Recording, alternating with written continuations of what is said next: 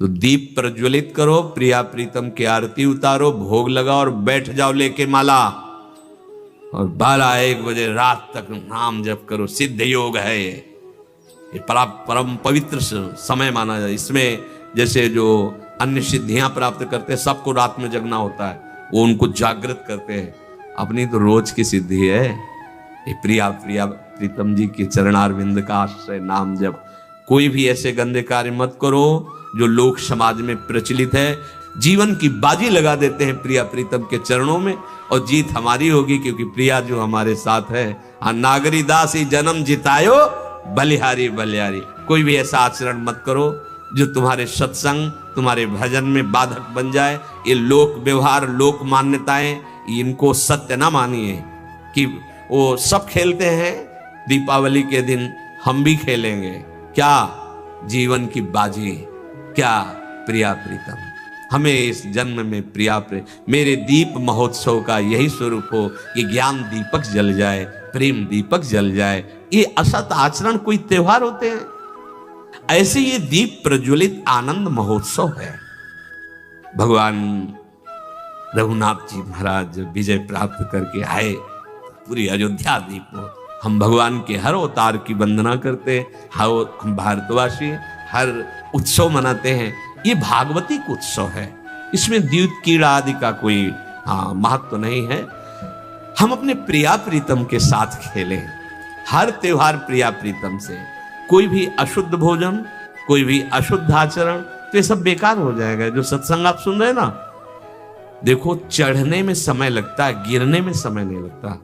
बनाने में समय लगता है, सालों लग गए हैं, और 2 दिन में ढहा के फेंक सकते, 1 दिन में भी ढह सकता है। ढहने में, पतित होने में देर नहीं लगती, चढ़ने में देर लगता है। इसलिए सबसे प्रार्थना है, त्योहार प्रिया प्रीतम की प्राप्ति। हमारा कोई भी त्योहार श्यामा श्याम से अलग नहीं होगा। हमारे श्यामा श्याम का श्रृंगार करो, विराजमान करो, दीपक जलाओ, आरती करो, भोग लगाओ, नाचो गाओ, सब प्रसन्न हो जाएंगे। सीधी बात समझो, मूल में जल चढ़ाने से सब डाल पत्ती सब जगह। जिते विनायक शुभ अशुभ बिघ्न करे नहीं कोई, क्योंकि अखिल कोटि ब्रह्मांड नायक परात्पर ईश की आराधना कर रहे हो, तो जितने भी विनायक है शुभ अशुभ, जो पे कृष्ण चरण मन अर्पित तो करिए का नवग्रह। अगर कृष्ण के चरणों में मन अर्पित कर दिया, फिर क्या। जिते विनायक शुभ अशुभ बिघ्न करे नहीं कोई, बिघ्न करे नहीं कोई, डरे कलिकाल कष्ट भय, हरे सकल संताप, हरस हरि नाम जपत जय। उसकी विजय होती है।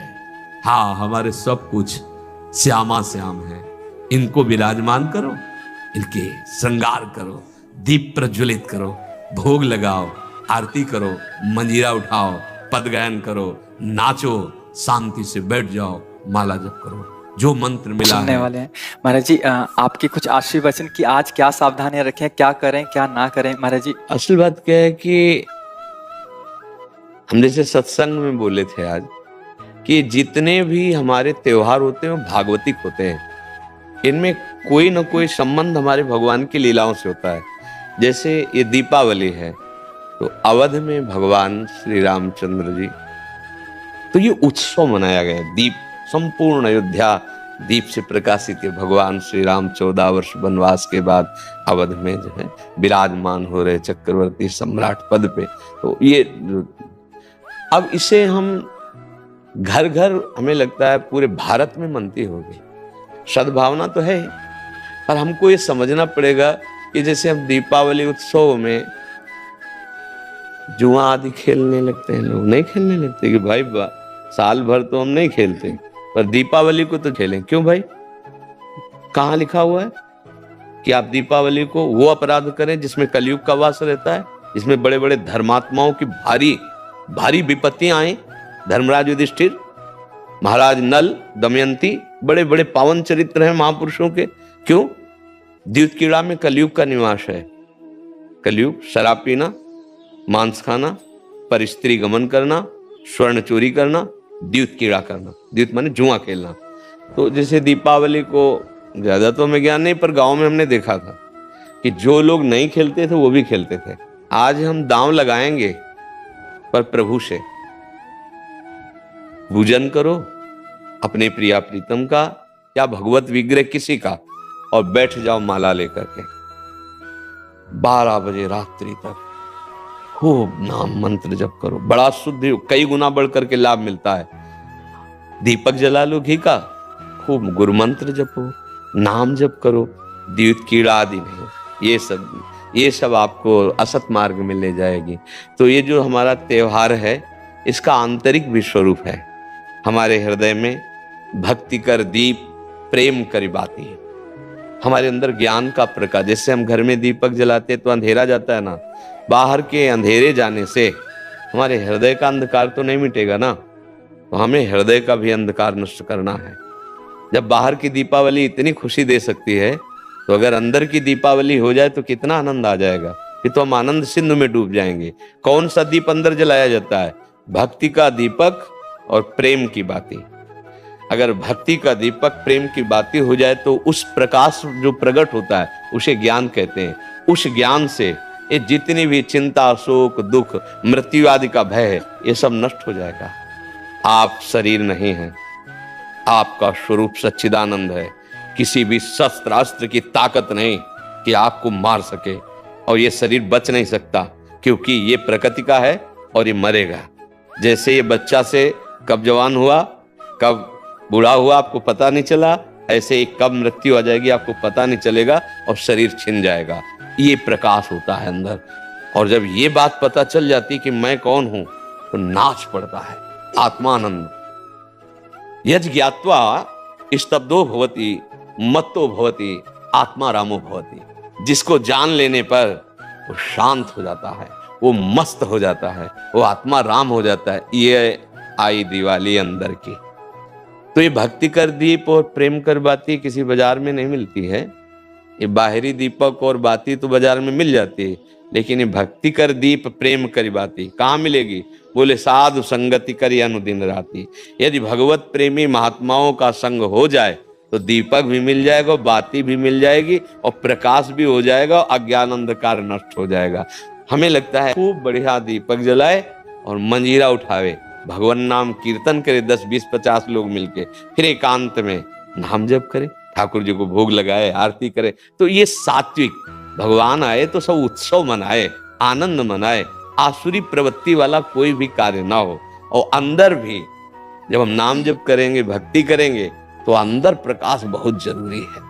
आज हमारे बाहर तो प्रकाश की बहुत बढ़िया व्यवस्थाएं हैं, हाइलोजन बिजली सब चल रही। जब बिजली नहीं तो जनरेटर से चल जाएगा। अंदर अंधकार छाया हुआ है, नहीं छाया हुआ। इस अंधकार में जब तक दीपावली नहीं होगी, तब तक वास्तविक आनंद का अनुभव नहीं होगा।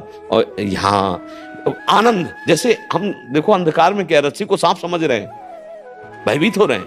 शरीर में इतनी आसक्ति, मैंने मान लिया मैं स्त्री हूं, मैं मान लिया मैंने पुरुष हो, नहीं है तू, ये तेरी पोशाक है, और जितने भी दुख हैं सब इसी में आते हैं। तू काहे को इसको पकड़े हुए है? तू अपने स्वरूप को देख, तू अलग है। अब ये बात समझने के लिए साधन चाहिए। अब तुम गंदे आचरण करते हो, गंदा चिंतन करते हो, कैसे तुम अपने स्वरूप को जानोगे? तो यही ज्ञान प्रकाश, यही ज्ञान हो जाए कि मैं भगवान का अंश हूं, जैसे भगवान कहते हैं ममैवांशो, और भगवत प्राप्ति करना मेरा परम धर्म है। अब आनंदमय गृहस्थी में महात्मा हो जाओगे। इतना आनंद रहता है उसको जो भगवत प्राप्त है, जो भगवान के चिंतन में, भारी से भारी दुख उसे कहीं भी विचलित नहीं कर सकता। आएगा दुख, बचो। दुख आने के पहले जहां दुख का प्रहार होना है, उससे अलग हो जाओ। बिल्कुल आप अलग हैं। जैसे मेरी टेबल, मेरा हाथ, तो मैं हाथ तो नहीं हूं ना, ऊपर पूरे मेरा शरीर, खुद आप बोल रहे हैं मैं शरीर, ऐसा तो नहीं कोई कहता मेरा शरीर, मतलब ये मैं नहीं हूं। ठीक, अंदर चलते हैं, मेरा मन, मेरी बुद्धि, मैं तो नहीं बोला। फिर और अंदर चलते, कारण शरीर, वो स्वभाव का आ जाता है। बोले मेरा स्वभाव ऐसा नहीं है। आप इस अलग को अपने में धर लिए, अब दुर्गति हो रही। मैं धनी, मैं निर्धन, ये प्रपंच छा गया। बस इसी दीपावली में ये देख लो प्रकाश में कि तुम ये नहीं हो जो तुम दुख पा रहे हो। तुम दुख, कोई भी दुख तुम्हें छू नहीं सकता। आनंद सिंधु का बच्चा आनंद सिंधु है। ईश्वर अंश जीव अविनाशी, चेतन अमल सहज सुख राशि। मुझे तो लगती यही दीपावली हमारे हृदय में भी जलनी चाहिए। बाहर सावधानी पूर्वक नाम जप करें, अच्छे भोग प्रभु को लगावें, ये उद्दंडता वाले कार्य, जुआ खेलना, ये सब ऐसे कार्य ना करें। और अंदर की दीपावली जलाने की भी एक बार कोशिश करें। अगर जल गई तो जन्म मृत्यु रूपी भय से मुक्त हो जाओगे। और ये शरीर केवल इसीलिए मिला है, नहीं तो भटकना ही भटकना है हमारी। महर्षि जी, एक विशेष पर्व पे आपने किसी को बोला था कि आज ऐसा पर्व है, आज से दृढ़ निश्चय करो कि आज से मैं ये व्यसन छोड़ दूंगा। तो महर्षि जी, आज बहुत सारे नए युवक भी आपसे जुड़े हैं महर्षि जी। तो महर्षि जी, आपकी तरफ से उनके लिए, क्योंकि उनको एक दृढ़ता चाहिए कि कोई तो एक बोले हमें कि आज से व्यसन नहीं करूंगा। हाँ, हम तो प्राय हर एकांतिक के समापन में सबसे कहते हैं, ए भैया तुम आए हो, आज से तुम गलत आचरण न करो, शराब न पियो, माताओं बहनों की तरफ पाप दृष्टि से मत देखो। माता पिता को भगवत भाव से देखने के लिए बुद्धि शुद्ध चाहिए। जगत में अगर उन्नति प्राप्त करना है तो बुद्धि शुद्ध चाहिए। शराब पीना, मांस खाना, व्यभिचार करना, जुआ खेलना, चोरी, हिंसा, बड़े बड़े गंदे आचरण होते जा रहे हैं नई समाज के। और वो मोटरसाइकिल से बगल से निकले, कोई बहन मोबाइल से बात कर रही, ऐसा झटका कि नाक के बल गिर गए, मुंह के बल गिर गए। कितने को मोबाइल, जंजीर सोने की चैन कितने को की, 40,000 50,000। पकड़ा, राक्षसी बुद्धि से खींचा, और वो तो मोटरसाइकिल में बैठा ऐसा खींचा, वो कई तरह गिरती। ये क्या हो गया? बुद्धि भ्रष्ट हो गई। हमें लगता है कि अगर हमारी बात आपके कान तक पहुंचे, जो तुम्हारी दुर्गति कराने वाली बात है, अगर इसको छोड़ दो तो हमें सुख मिलेगा कि हमारा भारत देश का समाज एक धार्मिक समाज, एक शांति प्रिय समाज और स्वयं परमानंद में डूबने वाला बन जाए। ये तुम्हें नशेबाजी, गंदे आचरण, बड़ा देखो ना क्या परिणाम होता है। मान लो 2-4 बार नहीं पकड़े गए आप, लेकिन जब पकड़े जाओगे तब ऐसी पिटाई होगी यहाँ, और आजीवन का। अगर छूट भी गए तो यहाँ से तुम भले छूट जाओ किसी प्रमाण देकर, लेकिन एक और न्यायालय है जहां राय पाई की चूक नहीं होती, कोई घूस नहीं चलती, वहां के न्यायालय से डरो पक्का। यहाँ तो मान लो आप इधर उधर करके प्रमाण दे के बच सकते हो या कुछ ले दे के, लेकिन एक न्यायालय जहाँ कुछ लेना देना नहीं, किसी गवाही की जरूरत नहीं, वो स्वयं सर्व साक्षी हो। तो पाप कर्म का त्याग, गंदे व्यसन, गंदे आहार का त्याग, यही भारी उत्सव हो जाएगा। यही हम भेंट मांगते हैं। जब कोई एकांतिक में कभी भाव आता है तो ये कहते हैं, आप सब ये गंदे आचरण यहाँ छोड़ जाओ, धाम है भगवान का। और जब मान लो ठीक कहा कि दिवाली का पर्व है तो कुछ न कुछ लेन देन भेंट होती है ना, भाई कोई परिजन आया, उनके खवाया पियाया कुछ, तो हमारी प्रियता यही है कि तुम सुखी रहो, तुम स्वस्थ रहो, तुम मुस्कुराओ, तुम आनंदित हो। कैसे? अच्छे आचरणों से, भगवान नाम जप से। अगर बुरे आचरण करोगे तो भाई तुम्हें रुपया शांति नहीं दे सकता।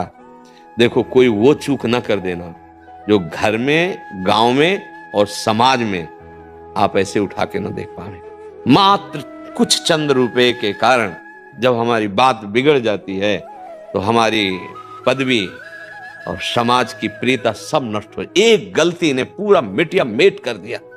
कोई अधिकारी जी थे तो उन्होंने मात्र 10,000 रुपए की वो प्रियता में, उनको उन्हीं के अधिकारी जन जो क्राइम विभाग कहते हैं, वो उनको ऐसे बुरी तरह पकड़ के ले जा रहे थे। तब मुझे किसी के दबाव और प्रलोभन में आकर, कभी वो मत करना कि एक न्याय और विभाग है वहां तुम्हें कटघरे में खड़ा किया जाए, क्योंकि सबका न्यायाधीश श्री कृष्ण है। वो जब न्याय करता है तो वहां किसी गवाही की जरूरत नहीं रहती। आपका पद, आपकी जो योग्यता, वो हमारे समाज के मंगल के लिए। आप नमक रोटी खाओ, भले आप कष्ट से जियो, लेकिन आप आंख झुकाने वाले नहीं बनो। आंख में आंख डाल के बात करने की क्षमता रहे और अपने पद के द्वारा अधर्म को दंड देने की क्षमता रहे। अगर आप गलती कर दिए तो पढ़ाई लिखाई, माता पिता, समाज, इससे आप आंख नहीं मिला पाएंगे, सब व्यर्थ हो जाएगा। ये क्यों व्यर्थ हो जाता है? जब हमें ये बात समझ में आती कि धन में सुख है, बुद्धि भ्रष्ट हो गई, पतित हो गई बुद्धि। नहीं, धन में सुख नहीं, धर्म में सुख है। आप देखो ना, बहुत आप अधर्म पूर्वक धर्म ले तो आप देखो आपका परिवार बिखर जाएगा, अशांति पैदा हो जाएगी। ऐसी संतानें पैदा होंगी जो आपको हर समय देखकर जलाती रहेंगी। पक्का विश्वास मानना, अधर्म के धन से कभी सुख शांति नहीं मिलती। और ये अधर्म तभी होता है जब हमारी बुद्धि खराब हो, और बुद्धि खराब तभी होती है जब ये 6 बातें होती है। पक्का समझ लेना, शराब पीना, मांस खाना, परिस्त्री से या परपुरुष से व्यभिचार करना और हिंसा करना और चोरी करना, द्युत कीड़ा आदि चोरी करना, जैसे ये चोरी ही मानी जाती है। अधिकार के विपरीत आचरण करना चोरी ही मानी जाती है। ये जब होगा तो कलयुग बैठ जाएगा, कलयुग को ये स्थान दिए, और कलयुग जब बैठ जाएगा तब दुर्दशा करा देगा। एक बड़े धर्मात्मा महापुरुष की बुद्धि में बैठ गया कलयुग, वो मुकुट लगाने के कारण जरासंध का, तो एक ऋषि के गले में मरा हुआ सर्प डाल दिया और कारण बन गया मृत्यु का। 7 दिन में तक्षक काटेगा, ऐसा संगी ऋषि ने शाप दे दिया। इसलिए बहुत सावधान। हाँ, हमारे पास भगवान की कृपा से जो आपका आना हुआ है, आप नशा रहित, आप गंदे आचरण रहित एक अच्छे मानव बने, तब आप में देवता बनने की सामर्थ्य आवे, दैवी संपदा आवे। फिर आप चाहो तो नारायण बन सकते हो। जब नारायण नर बन सकता है तो सीढ़ी हुई ना, तो आप इसी से चढ़ सकते हो। नर नारायण बन सकता है क्योंकि हम उसी के अंश हैं। तो इसलिए सत्संग का लाभ ले और व्यसनों को त्याग दे। वृंदावन में बैठे हो, अगर नियम ले लो तो बहुत बड़ा सहयोग मिल जाएगा। भाई कोई कसम खवाई जाती है तो मंदिर में नहीं चखा जाता, चलो मंदिर में। तो एक मंदिर क्या, यहाँ तो धाम है 84 कोस ब्रज, यहाँ नियम ले लो, शराब नहीं पिएंगे, मांस नहीं खाएंगे, पराई माता बहन को गंदी दृष्टि से नहीं देखेंगे, चोरी नहीं करेंगे, जुआ नहीं खेलेंगे, हिंसा नहीं करेंगे। ले लो अंदर से। जो नहीं करते हो तो धन्यवाद के पात्र, जो करते हो तो बताने की जरूरत नहीं, नियम ले लो, मंगल हो जाएगा। जो यूट्यूब से सुन रहे हैं, सोशल मीडिया से सुन रहे हो, वो कैसे लें? हाँ, जब हम बोल रहे हैं तो वचन कान में गया और वो साक्षी मान ले, वो हमारे वचन को साक्षी मान ले, संत वेश को साक्षी मान ले, और उनको पावर न मिले तो बताना। जो दवाइयों से तुम नशा नहीं छोड़ सकते, बात मान लेना, वो पावर आपको अपने आप पहुंच जाएगा। जैसे पिछले में कोई बोला था कि हम अपने परिवार के मांस मछली ये सब छोड़ दिया खाना। हाँ महाराज जी, पिछले बैच में बोला था। हाँ, क्या हम कभी मिले हैं? ना कभी देखा है। हुआ क्या, उसने बात मान ली ना, साक्षी मान ली, तो ये शब्द ऐसे नहीं निकल रहे हैं। ये मनोरंजन नहीं है, आप सच्ची बात समझना। ये केवल आपके कल्याण के लिए निकल रहे हैं, और आप पकड़ लो, इनमें ताकत है। जैसे आपसे कह दे कि आज से शराब ना पीना, आप नियम ले लें, तो आपकी जो दिक्कत होगी छोड़ने की, वो आपको पावर मिल जाएगा। क्योंकि भगवान छुड़वाना चाहते हैं ना तो सामर्थ्य भी देते हैं। ये केवल ढांचा भर है, काम उन्हीं का हो रहा है, वो ही कर रहे हैं। अगर वो ना करें तो इस ढांचे में बोलने की सामर्थ्य नहीं, आप सच्ची समझ लेना। ये दिमाग जो काम कर रहा है हमारा नहीं कर रहा है, शरीर का। हाँ, ये श्री कृष्ण का कर रहा है, ध्यान रखा। ये तो वो तो अपार सामर्थ्यशाली है। हाँ भाई, शराब मत पीना, मत पियो, आप देखो आप में सामर्थ्य आ जाएगी। आप ये वचन पकड़े रहना, जहां भी होगे वहीं श्री कृष्ण है। जहां भी कोई कण और कोई क्षण ऐसा नहीं जो श्री कृष्ण से अलग हो। हर समय तुम्हारे